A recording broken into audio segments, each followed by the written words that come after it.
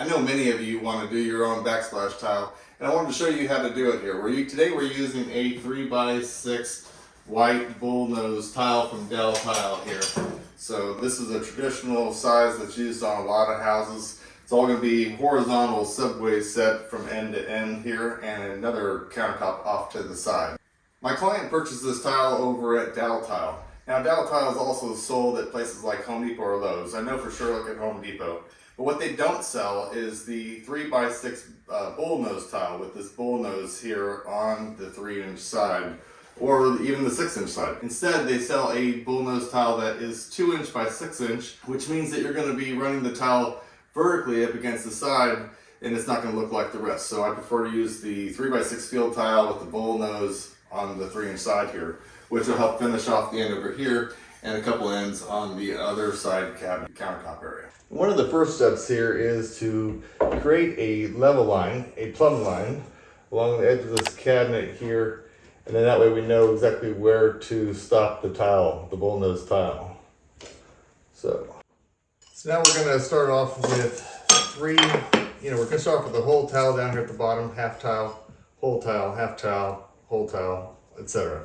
So we're probably going to need 3 tiles cut in half. Let's go cut a couple of pieces of this bullnose. I'm using a DeWalt wet tile saw. It's model D36000S for $1,379 plus tax, with a link in the video description. We have 3 bullnose tiles here, 3 whole bullnose tiles, and 3 cut bullnose tiles, and a small bunch of field tiles, with obviously more in the box. 1 bag of thin set was enough for this 26 square foot backsplash. Do you have a powerful drill motor?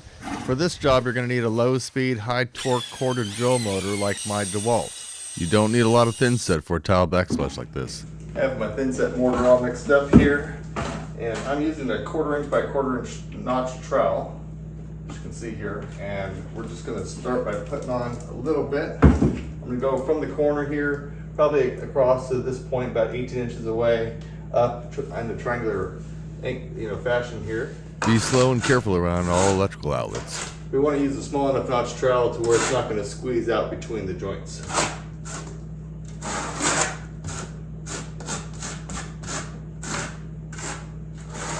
Just imagine a stair step going across and down some more, about 12 inches, then down about 18, then maybe down here to 24.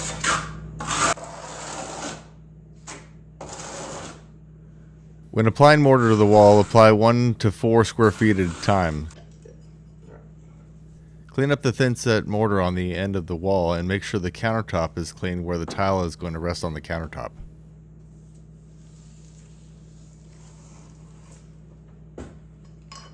The 3x6 tile is some of the easiest tile to install. It's a ceramic tile with built-in spacer bumps. Any tile that requires you to install spacers will take more time to install. Fancier deco tiles will take more time to install, so subscribe to be notified when other backsplash tile videos come out, or check the videos on my channel page or on the tile playlist. Do your best to work in a stair-step pattern, as this will make sure you don't have any tiles that sag or start to look wavy.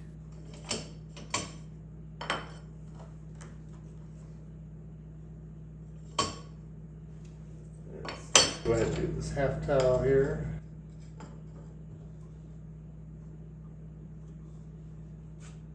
And of course we have to make a cut.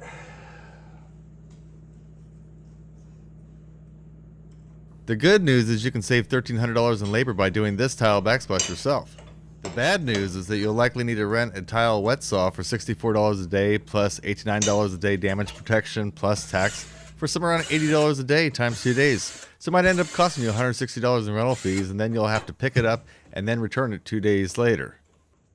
One of the questions you're going to have to ask yourself is if you have all the other tools that you need in order to complete this job.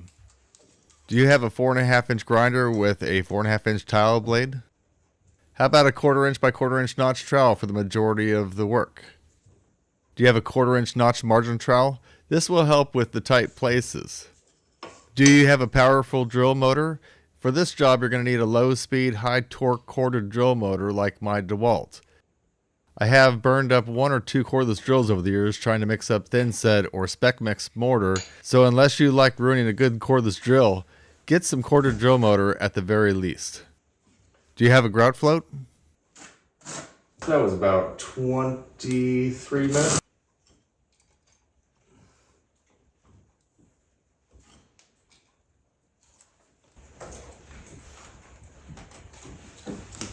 I'm just checking to make sure that all the corners are even here.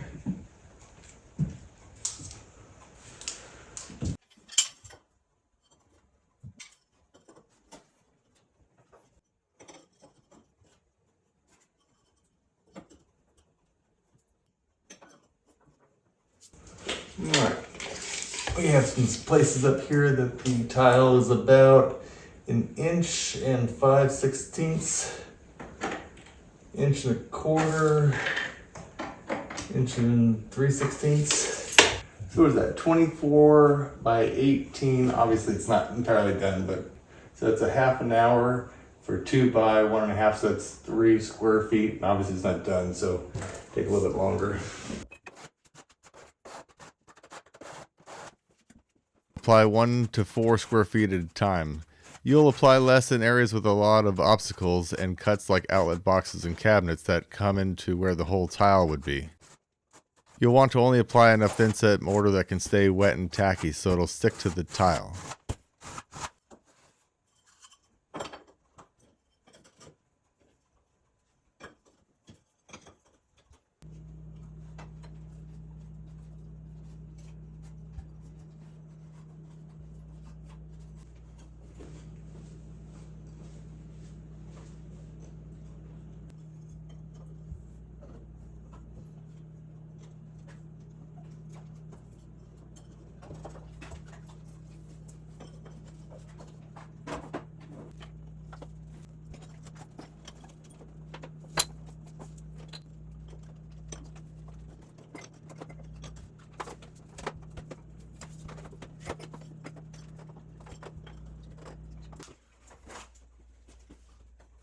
If you apply too much square footage of thin set mortar, the hardybacker can suck the moisture out and the mortar will skin over before you can get to sticking the tile to it.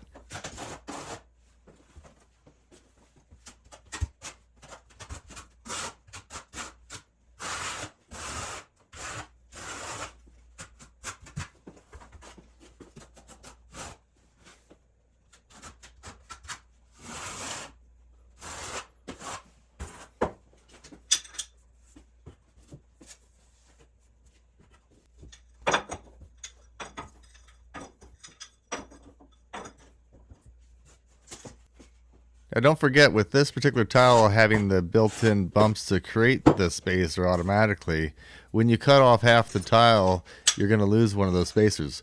So you might need a little spacer, and for this particular tile, I would use a small red wedge. They sell big red wedges and small red wedges, so get the small red wedge for that, and keep your tile straight. Check it every few feet as you go to make sure you're keeping a straight line on that tile backsplash.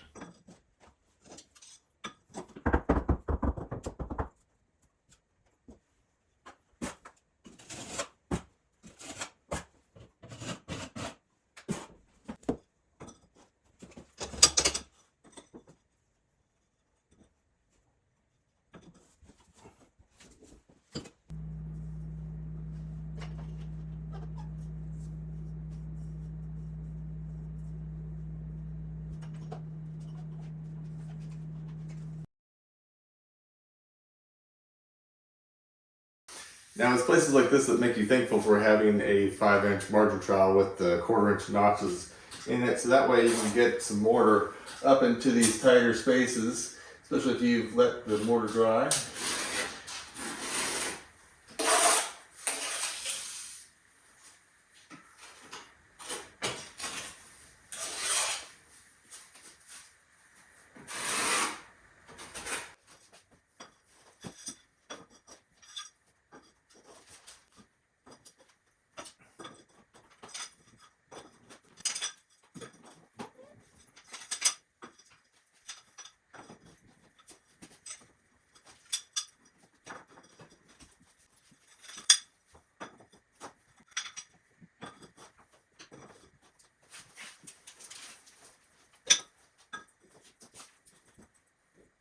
Now I'm just doing this here so you can kind of see yourself what this will look like.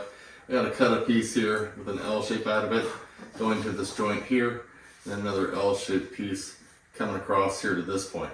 There'll be a little sliver here with another L shape in this point here. Actually, it'll be more like a U because it's going to come over just like that side. And hopefully it doesn't break because it's so tiny. Anytime you go taking tile to cut out to the wet saw, make sure you take a good 2 or 3 with you for these various cuts. Get it all done at the same time.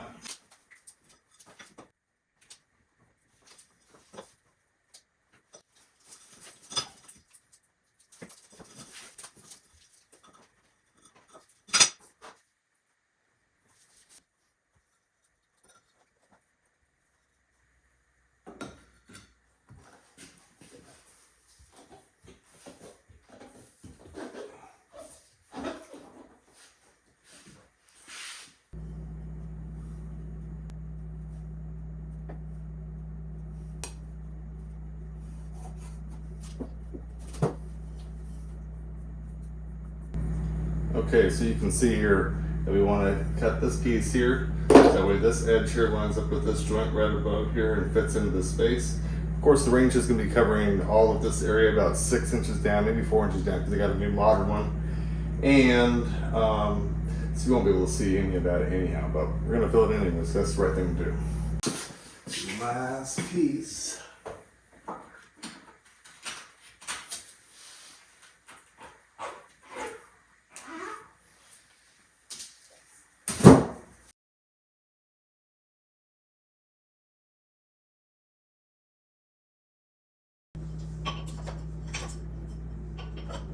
If you're ever curious about how the end cuts are going to look, you might try laying it basically in reverse. Instead of going up this way, lay the tile this way so you can see like, oh, okay, hey, we have a finished tile and it's going to be with the bullnose.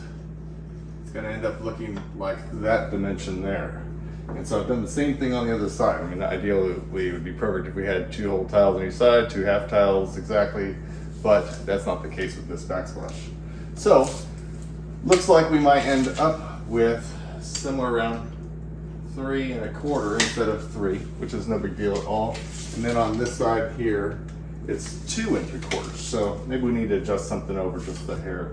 But I definitely want to start with a full tile down here. This is something that's definitely going to be seen more. They're going to have their coffee pot here, so we'll have anything that's slightly different, covered up by this coffee pot here. Definitely want perfect on this side.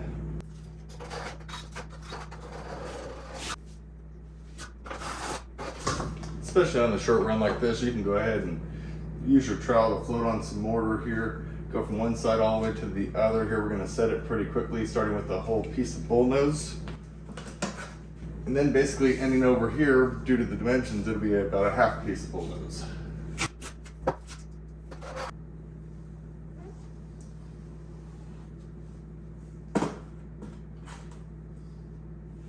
Make sure your countertop is clean where the tile is going to rest again. Let's start putting on some bullnose tile right here at the end. Actually, what we're going to do is we're going to make sure we line it up with this cabinet part going from this point here down, which might be about a 1/4 inch back from there. All right, with the 2-foot level up here, we can tell exactly where the backsplash should be. And the level says right about there. Once you find that mark, just in case things move, go ahead and put a little pencil line over here so you can always double check it. Now at first I'm lightly pressing all of these tiles here into the backsplash. Then I'm going to use a straight edge, like the 2-foot level, and check it and make sure that everything is actually flat. Because anytime you go from this drywall here to a hardy backer, there's a little bit of a distance or whatever thickness offset here, maybe a 1/16 of an inch. All right, let's check it with the level here and just make sure everything's flat.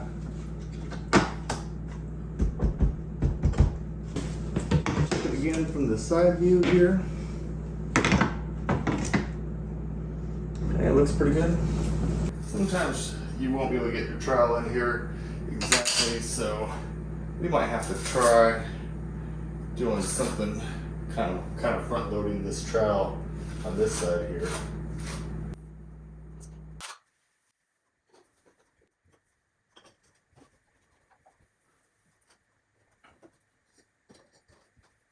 Now that we're past this switch and outlet here, we should just be really smooth going and finish it pretty quickly.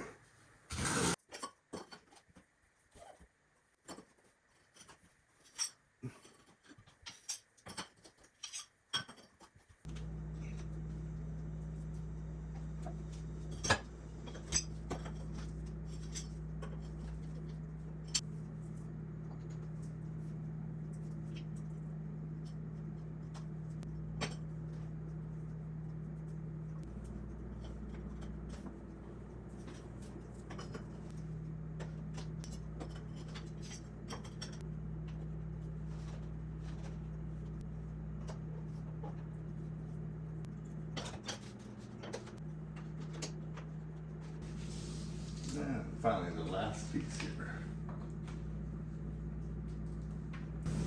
Well, there you have it. It's about 1 hour and 45 minutes to do this whole thing, so you might as well just call it 2 hours. Once all of this sets up, then we can clean out the joints and do all of the grouting, so I'll let you know how much time that takes.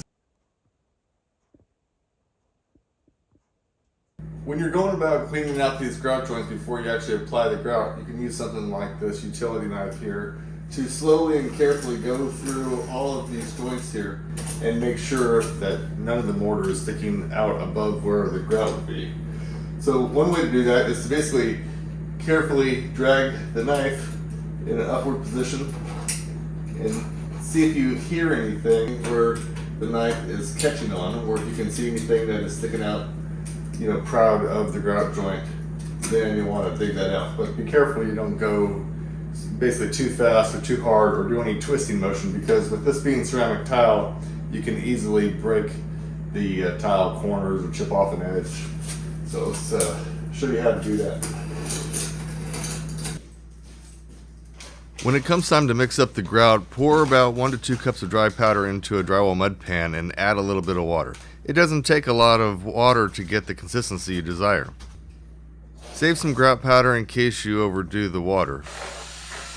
I like to use a small paint mixer to make sure my grout is mixed up very well, and in some grouts there will be some little red or yellow pigment particles that you might notice if you're mixing by hand. Now, one good thing about using a mud pan instead of a bucket for the grout is that you can take a margin like this, a 2 inch by 5 inch, or maybe this is a 6 inch here, and you can easily just scoop out the grout to apply it to the tile wall instead of having to like dig out of a bucket, which you can never get all of it out.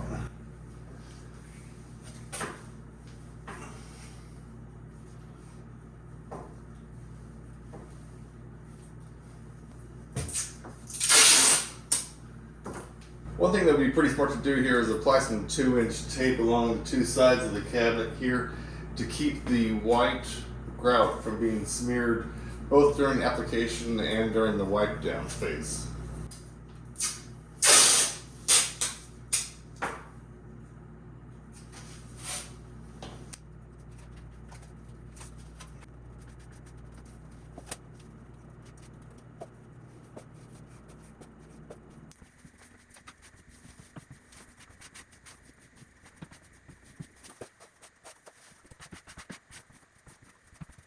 Once you get about this much done here, which is about 3 feet by 3 feet here, this is a good time to give it at least a light wipe down, so that way all of this non-sanded grout here doesn't build up like little ridges. You want to get to it fairly quickly.